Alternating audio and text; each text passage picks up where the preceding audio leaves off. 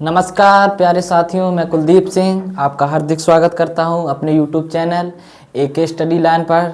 तो कैसे हैं आप लोग? देखिए, सर्दी का मौसम है तो आप लोग शानदार जिंदाबाद ज़बरदस्त रहिए, कोई प्रॉब्लम नहीं है, आराम से पढ़ाई करिए, कोई दिक्कत नहीं है। और आज हम आपके लिए लेकर आए हैं चैप्टर फर्स्ट के ट्रेंडिंग टॉपिक, जिसमें मैंने बताया था कि गॉस की प्रमेय के अनुप्रयोग, जिसमें मैंने एक चीज़ आप लोगों को करा दी है कि अनंत लंबाई के सीधे तार के कारण वैद्युत क्षेत्र की तीव्रता। और अब दूसरा अनुप्रयोग है कि अनंत विस्तार की एक समान समतल चादर के निकट वैद्युत क्षेत्र की तीव्रता, ये गॉस की प्रमेय के अंतर्गत आता है। तो आज पहले इसका डायग्राम बहुत जरूरी है, इसका चित्र बहुत समझना जरूरी है, क्योंकि इसके बिना आपको नंबर नहीं देगा एग्जाम में। तो पहले आप लोग इस चीज को समझ लीजिए। कोई जिस प्रकार क्वेश्चन आपसे पूछे उसी प्रकार की अनंत विस्तार की एक समान समतल चादर के निकट, तो अनंत विस्तार की एक समान समतल मतलब आवेशित है एक समान रूप से, प्लस क्यू आवेश से या प्लस आवेश से आवेशित है। अब इससे आर दूरी पर चित्र मैंने इसलिए बना के रखा है, इसमें टाइम ना लगे, आप लोगों को समझाना है। जो मैं समझाऊंगा वही मैंने लिख कर रखा है, और आपको मैं चित्र बिल्कुल बारीक तरीके से, आसान तरीके से समझा दूंगा, जिससे आपको एग्जाम में बनाने में कोई दिक्कत ना हो।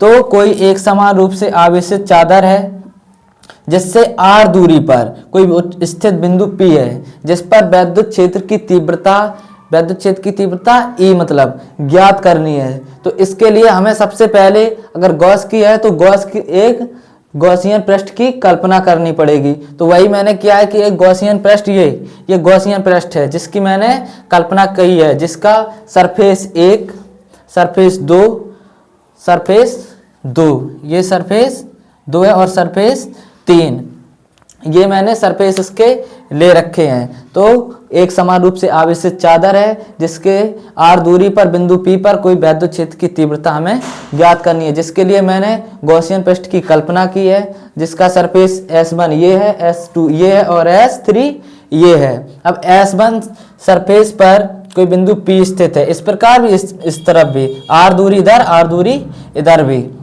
कोई E है, तो इसका क्षेत्रफल सदिश D है। अब यहाँ पर प्लस क्यू आवेश है, तो प्लस क्यू आवेश के कारण वैद्युत क्षेत्र बाहर की ओर, तो वैद्युत क्षेत्र सदिश और वैद्युत क्षेत्र दोनों ही एक ही डायरेक्शन में है। और अब सरफेस 2 की बात करते हैं, तो इस पर मैंने अल्पांश लिया, इस पर भी लिया, तो इस पर अल्पांश लिया है, तो जो क्षेत्रफल सदिश है वो मतलब लंबवत है, तो इसलिए वैद्युत क्षेत्रफल सदिश डीए वेक्टर ऊपर की ओर, और प्लस क्यू आवेश के कारण इस अल्पांश पर वैद्युत क्षेत्र बाहर की ओर है। और जिस प्रकार यहाँ है उसी प्रकार यहाँ पर भी सरफेस 3 पर भी मैंने अल्पांश लिया है, जिस पर प्लस क्यू आवेश के कारण वैद्युत क्षेत्र बाहर की ओर और क्षेत्रफल सदिश भी बाहर की ओर है। इतनी चीज आप लोग समझ में आई? तो जितनी चीज मैंने आप लोगों को समझाई है वही चीज मैंने यहाँ लिख रखी है। तो एक बार फिर से इस परिभाषा के अनुसार इस चीज को समझने की कोशिश करते हैं। माना एक समान आवेशित समतल चादर, जो मैंने यहाँ समझाया वही लिखना है कि माना एक समान, माना ये कोई समतल चादर जिस पर एक समान प्लस आवेश स्थित है, जिस पर क्यू आवेश एक समान रूप से वितरित है या स्थित है, जिसका पृष्ठीय आवेश घनत्व, अगर कोई ये समतल चाहे तो इसका पृष्ठ भी होगा, तो इसका पृष्ठीय आवेश घनत्व सिग्मा, ये है सिग्मा, तो इसका पृष्ठीय आवेश घनत्व सिग्मा है। चादर से आर दूरी पर, मैंने बताया कि चादर कोई बिंदु यहाँ है, वो इससे आर दूरी पर कोई बिंदु P है जिस पर वैद्युत क्षेत्र की तीव्रता ज्ञात, तो चादर से आर दूरी पर स्थित बिंदु P पर वैद्युत क्षेत्र की तीव्रता ज्ञात करनी है। तो जिस प्रकार चित्र को मैंने समझाया उसी प्रकार परिभाषा को भी लिखा है। तो आप लोगों को इतनी बात आप आराम से समझ में आई होगी। तो अब अगर ये चादर है तो इससे पहले मुझे इससे गुजरने वाला वैद्युत फ्लक्स पता करना होगा, तभी तो हम इससे वैद्युत क्षेत्र की तीव्रता ज्ञात कर सकेंगे। तो आगे हम सॉल्व करते हैं कि संपूर्ण गॉसियन पृष्ठ से गुजरने वाला वैद्युत फ्लक्स। तो यहां पर हम सॉल्व करते हैं कि संपूर्ण गॉसियन पृष्ठ से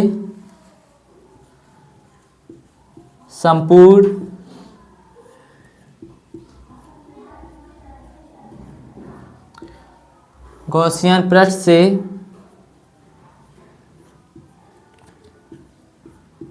गुजरने वाला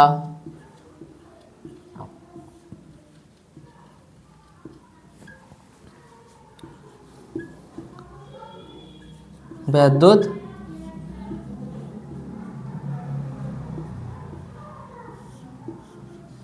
फ्लक्स। आप संपूर्ण गॉसियन पृष्ठ से गुजरने वाला वैद्युत फ्लक्स, तो फाई ई बराबर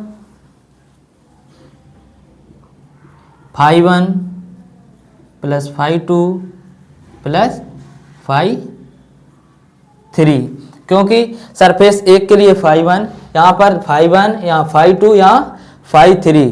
तो मैंने एक और अनुप्रयोग करा रखा है, उसमें मैंने सब कुछ समझा रखा है इसी प्रकार, और यहाँ पर भी मैंने आप लोगों को सब कुछ समझा दिया है चित्र में किस प्रकार क्या है, क्षेत्रफल सदिश किस प्रकार है इस साइड, और वैद्युत क्षेत्र भी उस साइड क्यों है, क्योंकि यहाँ प्लस आवेश है। सब चीज मैंने समझाई। तो संपूर्ण गॉसियन पृष्ठ से गुजरने वाला वैद्युत फ्लक्स। तो अब आगे सॉल्व करते हैं कि फाई ई बराबर सरफेस एक के लिए। अब ये चिन्ह किस चीज का है, समाकलन का, क्योंकि हमें अल्पांश के कारण दे रखा है, एकदम तो सब चीज का पता चल नहीं जाएगा, तो अल्पांश के कारण, तो E vector dot D A cos. अब थीटा, अब कॉस थीटा किस प्रकार है, क्योंकि क्षेत्रफल सदिश और जो उपस्थित वैद्युत क्षेत्र है इस अल्पांश के कारण उनके बीच कोई ना कोई कोण जरूर होगा। तो यहाँ पर आप लोग देख सकते हैं कि कौन कोण है, यहाँ 0 अंश है। तो अभी आप यहाँ नहीं लिखेंगे, स्टेप बाय स्टेप करते हैं कि फाई ई बराबर सरफेस 1 के लिए E D A cos theta plus surface 2 के लिए E D A cos theta plus surface 3 के लिए E D A vector, vector भी यहाँ लगाते चलिए क्योंकि वैक्टर में सदिश है कॉस थीटा। इतनी चीज आप समझ में आई कि ये कॉस थीटा क्यों, क्योंकि क्षेत्रफल सदिश और वैद्युत क्षेत्र के बीच में कोई कोण भी स्थित है। तो फाई ई बराबर surface 1 E vector D A vector cos, यहां पर देखिए सरफेस 1 के लिए कॉस थीटा की वैल्यू 0 अंश, तो कॉस 0 अंश प्लस सरफेस 2 के लिए E vector D A vector cos. अब देख लीजिए क्षेत्रफल सदिश इस साइड है और वैद्युत क्षेत्र इस साइड है, तो यहां क्या कोण है 90 अंश, तो यहां पर 90 अंश प्लस सरफेस 3 के लिए E vector dot D A vector cos. अब सरफेस 3 के लिए वैद्युत क्षेत्र भी इस साइड और क्षेत्रफल सदिश भी एक ही दिशा में है दोनों, तो यहाँ पर थीटा की वैल्यू क्या है 0 अंश है, तो यहाँ पर भी 0 अंश। तो इतनी चीज आपको समझिए, सरफेस 1 के लिए थीटा की वैल्यू 0 अंश, सरफेस 2 के लिए 90 अंश, सरफेस 3 के लिए 0 अंश। तो फाई ई बराबर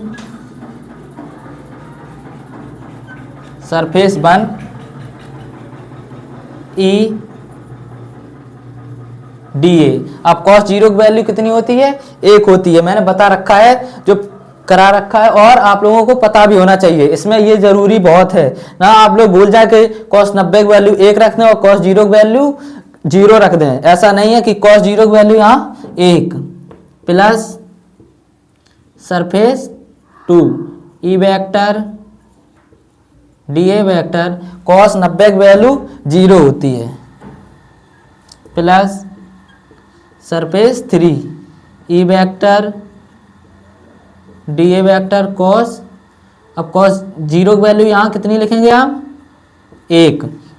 अब देख लीजिए 0 का गुणा किसी भी संख्या में करिए वो 0 ही रहता है, तो यहाँ पर ये चीज तो खत्म हो गई। तो अब आगे जगह नहीं है, इसलिए अब हमने चित्र आपको समझा दिया, एक बार और समझाने की कोशिश करते हैं, शायद आप लोगों को ना समझ आए तो फिर से एक बार समझ लीजिए। कोई समान एक समान चादर है जिस पर प्लस क्यू आवेश स्थित है वितरित है, जिसका पृष्ठीय आवेश घनत्व, इसका पृष्ठीय आवेश घनत्व सिग्मा है चादर से r दूरी पर। ये चादर है, इससे r दूरी पर कोई बिंदु P है जिस पर हमें वैद्युत क्षेत्र की तीव्रता ज्ञात करनी है। बस इतनी ही इसकी परिभाषा है। तो यहाँ इस पर अल्पांश लिया, इस पर अल्पांश लिया। प्लस क्यू आवेश के कारण चादर पर प्लस क्यू आवेश है, इस कारण से इस अल्पांश कर वैद्युत क्षेत्र बाहर की ओर और डीए वेक्टर मतलब क्षेत्रफल सदिश भी बाहर की ओर। सरफेस सेकंड पर वैद्युत क्षेत्र बाहर की ओर प्लस क्यू आवेश के कारण और क्षेत्रफल सदिश लंबवत डीए वेक्टर। और सरफेस 3 पर प्लस क्यू आवेश के कारण वैद्युत क्षेत्र बाहर की ओर और डीए वेक्टर क्षेत्रफल सदिश भी बाहर की ओर। इस बिंदु से आर दूरी पर कोई बिंदु P स्थित है। और ये चीज आप लोगों को मैंने बता रखी है, क्या है ये, मैंने कल्पना की है एक गॉसियन पृष्ठ की, क्योंकि यहाँ पर गॉस के अनुप्रयोग ही चल रहे हैं, गॉस के पृष्ठ के अनुप्रयोग। तो ये परिभाषा समझ आई, ये चित्र भी। तो अब हम आगे इस डेरिवेशन को आगे सॉल्व करते हैं कि किस प्रकार इस बिंदु पर वैद्युत क्षेत्र की तीव्रता का व्यंजक प्राप्त होगा। तो हम इस चित्र को हटा दे रहे हैं। ये बहुत ही मोस्ट इंपॉर्टेंट टॉपिक है जो पहले चैप्टर में है ना, जो मैंने टेंडिंग टॉपिक की वीडियो आप लोगों के लिए बना दी है, उसमें ये वेरी मोस्ट इंपॉर्टेंट टॉपिक है जो 5 नंबर में पूछी जाती है, मैक्सिमम 5 नंबर में, इससे ज़्यादा लगभग नहीं पूछा है, क्योंकि फर्स्ट चैप्टर में थोड़ा ही जो कुछ 8 नंबर का लगभग पूछा जाता है इस प्रकार से।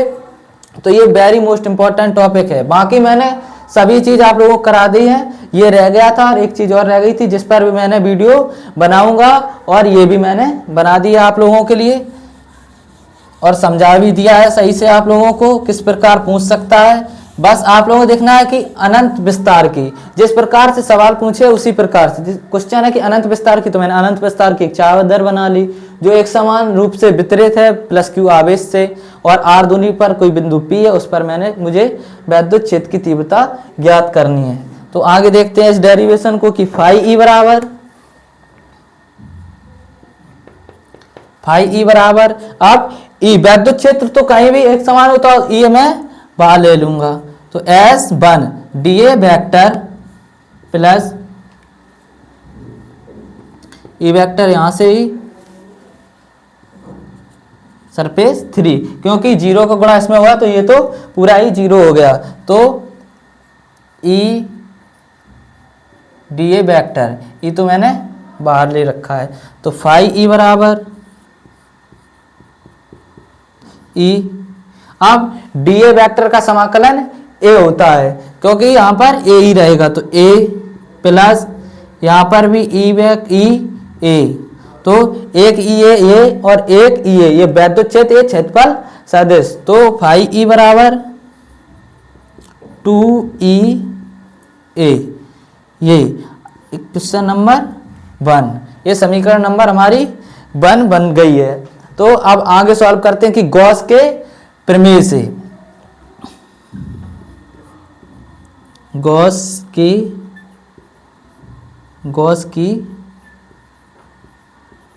प्रमेय से। अब गॉस की प्रमेय के अनुप्रयोग है, तो गॉस की प्रमेय तो हमें लेने ही पड़ेगी। तो गॉस की प्रमेय क्या होती है कि फाई ई बराबर क्यू अपॉन एप्सिलॉन 0। तो अब मैंने यहाँ पर एक चीज और आप लोगों को बता रखी थी, पृष्ठीय आवेश घनत्व सिग्मा, पृष्ठीय आवेश घनत्व सिग्मा बराबर होता है क्यू अपॉन ए।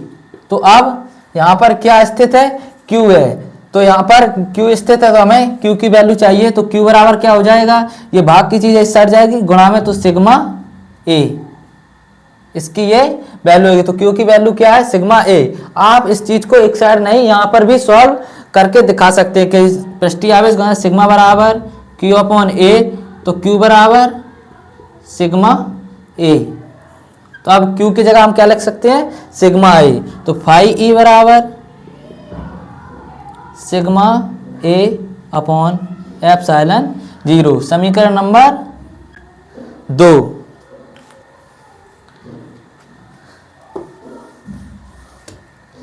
समीकरण नंबर 2 आप लोगों को मैंने सॉल्व जिस प्रकार किया है उसी प्रकार आप लोगों को नोट करना है कि पहले मैंने ये यहाँ पर बताया था चित्र वगैरह, उस चीज को, फिर ये चीज, फिर ये, फिर उसके बाद ये। जगह कम होने, डिजिटल बोर्ड तो है नहीं जो नया पेज आ जाएगा, इस प्रकार हमें इसी पर एडजस्ट कर कर आप लोगों को समझाना होता है। तो इसी प्रकार की फाई ई बराबर हमारे पास है कि सिग्मा ए अपॉन एप्सिलॉन 0। अब समीकरण 1 समीकरण 1 व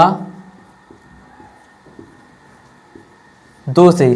समीकरण क्या है, फाई ई बराबर 2a और यहाँ पर भी सिग्मा मतलब दूसरा समीकरण क्या है कि फाई ई बराबर सिग्मा ए अपॉन एप्सिलॉन 0। अब इसकी राइट हैंड साइड दोनों की लेफ्ट हैंड साइड दोनों की बराबर है, तो हम राइट हैंड साइड भी एक दूसरे के बराबर लिख सकते हैं बिल्कुल, क्योंकि यहाँ फाई ई है, यहाँ पर भी फाई ई है, तो इसके बराबर हम इस चीज को लिख सकते हैं। तो वही मैंने कि पहली समीकरण क्या है कि फाई ई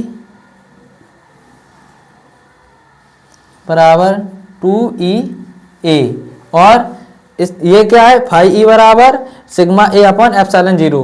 तो यहाँ पर हम लिख सकते हैं कि 2e बराबर सिग्मा ए अपॉन एप्सिलॉन 0, क्योंकि लेफ्ट हैंड साइड दोनों की बराबर है, तो राइट हैंड साइड दोनों की हम एक दूसरे के बराबर लिख सकते हैं। तो यहाँ हमने लिखा है कि समीकरण 1 का राइट हैंड साइड 2e और इसका समीकरण 2 का राइट हैंड साइड सिग्मा ए अपॉन एप्सिलॉन 0। अब यहाँ हम a से a कैंसिल कर देते हैं। अब यहाँ पर आप लोग एक चीज जरूर ध्यान रखें करें इस प्रकार के क्वेश्चन में कि हमसे पूछा क्या है, हमसे पूछा है वैद्युत क्षेत्र, क्या वैद्युत क्षेत्र E पूछा है। तो अब बताइए 2e बराबर सिग्मा अपॉन एप्सिलॉन 0 है, हमसे E पूछा है, तो इस 2 को हम यहाँ ले, ये गुणा की चीज इस साइड है और इस साइड जाएगी भाग में हो जाएगी, तो E बराबर सिग्मा 2 एप्सिलॉन 0। ये हमारा एक अनंत विस्तार की एक समान समतल चादर के निकट वैद्युत क्षेत्र की तीव्रता E का व्यंजक है। आप लोगों को मैंने चित्र भी समझा दिया है और हर प्रकार से परिभाषा जो चित्र में है वही परिभाषा। पहले समतल चादर बनाइए, उससे r दूरी पर कोई बिंदु P है। अब गॉसियन पृष्ठ की हम लोगों को कल्पना करता है, इतना तो आप लोग याद रख सकते हैं कि गॉसियन पृष्ठ की कल्पना भी करनी है। उस प्रकार उस पर हर सरफेस पर अब 3 सरफेस होंगे, एक इस साइड एक इस साइड। अब हमारे पास जैसे ये है, ये इसका एक सरफेस ये है, एक सरफेस ये और एक सरफेस ये है, उसी प्रकार उसका सरफेस 1 सरफेस 2 सरफेस 3 थे, उस पर अल्पांश लिया। अब क्षेत्रफल सदिश कोई होगा उस अल्पांश का और वैद्युत क्षेत्र भी होगा उस पर, क्योंकि प्लस क्यू आवेश चादर पर स्थित है। उसी प्रकार मैंने चित्र भी आपको समझा दिया है। और सबसे पहले आप जैसे गॉसियन पृष्ठ की कल्पना क्यों की, क्योंकि उस पर हमें पहले गॉसियन पृष्ठ से गुजरने वाला वैद्युत फ्लक्स पता करना था, इसलिए गॉसियन पृष्ठ की हमने कल्पना की। तो फाई ई बराबर, अब कोई चीज है उस पर कुल रूप से हमें वैद्युत फ्लक्स पता करना है, तो फाई 1 सरफेस फर्स्ट के लिए फाई 1, सरफेस 2 के लिए फाई 2, सरफेस 3 के लिए फाई 3। तो फाई ई बराबर, अब मैंने वैद्युत फ्लक्स बता रखा है कि फाई ई बराबर होता है ई ए कॉस थीटा। अब यहाँ पर क्षेत्रफल सदिश हमने किस चीज में लिया है कि टी ए, क्योंकि अल्पांश है, और कॉस थीटा यहाँ क्यों लिया है, क्योंकि क्षेत्रफल सदिश और वैद्युत क्षेत्र के मध्य में कोई कोण स्थित है, तो इसलिए मैंने यहाँ पर कॉस थीटा लिया है। तो आप लोग समझा दिया है कि किस प्रकार कहाँ पर 0 अंश, अगर एक ही डायरेक्शन में दोनों चीजें हैं तो वहां पर 0 अंश। अब एक दूसरे के अपोजिट है, एक लंबवत है एक सामने की ओर है, तो वहां पर 90 अंश होगा। तो इसी प्रकार cos 0 की वैल्यू 1 होती है। अब cos 90 की वैल्यू 0 होती है। अब 0 होती है तो किस 0 का गुणा किसी भी चीज में करेंगे तो 0 ही रहेगा, और यहाँ पर भी 1, तो वही मैंने वहां से यहाँ पर सॉल्व किया है इसी प्रकार से। तो E और EA दोनों हैं, तो यहाँ पर एक EA ये है, एक EA है, तो 2EA समीकरण नंबर 1 मान लेना है इस चीज को। जब इतनी चीज सॉल्व हो जाए तो समीकरण नंबर 1 मान लेना है। अब गॉस की प्रमेय के अनुप्रयोग है, तो गॉस की प्रमेय तो लेना पड़ेगा, क्योंकि यहाँ पर भी वैद्युत फ्लक्स बराबर Q अपॉन एप्सिलॉन 0 होता है। तो फाई ई बराबर, अब Q की जगह ये चीज क्यों आई, क्योंकि मैंने वहां मान रखा है वैद्युत घनत्व सिग्मा, Q अपॉन पृष्ठीय आवेश घनत्व मान रखा है सिग्मा, तो सिग्मा बराबर होता है Q अपॉन A। अब यहाँ पर हमें Q है, यहाँ पर भी हमें Q की वैल्यू निकालनी पड़ेगी, तो Q बराबर हमने क्या लिखा है सिग्मा A, तो वही मैंने इस चीज को समीकरण नंबर 2 मान लिया है। अब इसकी लेफ्ट हैंड साइड दोनों की बराबर है, तो हम राइट हैंड साइड भी दोनों की बराबर लिख सकते हैं, तभी मैंने लिखा है कि समीकरण 1 व 2 से। तो समीकरण 1 की राइट हैंड साइड ये है, समीकरण 2 की राइट हैंड साइड ये है, तो 2E बराबर सिग्मा अपॉन एप्सिलॉन 0, क्योंकि यहाँ A से A क्षेत्रफल सदिश से क्षेत्रफल सदिश कैंसिल हो गया है। तो ई बराबर हमें वैद्युत क्षेत्र निकालना है उस बिंदु पर, तो ई बराबर सिग्मा अपॉन, अब गुणाक चीज इस साइड जाएगी तो भाग में, तो वही लिखा है सिग्मा अपॉन 2 एप्सिलॉन 0। इतनी चीज आप लोगों को मैंने समझा थी, ये बहुत ही मोस्ट इंपॉर्टेंट है, हर प्रकार के हर किसी भी सेट में पूछ सकता है। इतना तो निश्चित नहीं है कि कौन सेट में कहो, 4 सेट में पूछ ले, 3 में पूछ ले, सब में तो नहीं पूछेगा। ऐसा नहीं होता है कि हर क्वेश्चन सब सेट में पूछा जाए। तो आज के लिए इतना ही, अगली वीडियो आपकी अच्छे टॉपिक पर आएगी। तब तक के धन्यवाद, जय हिंद।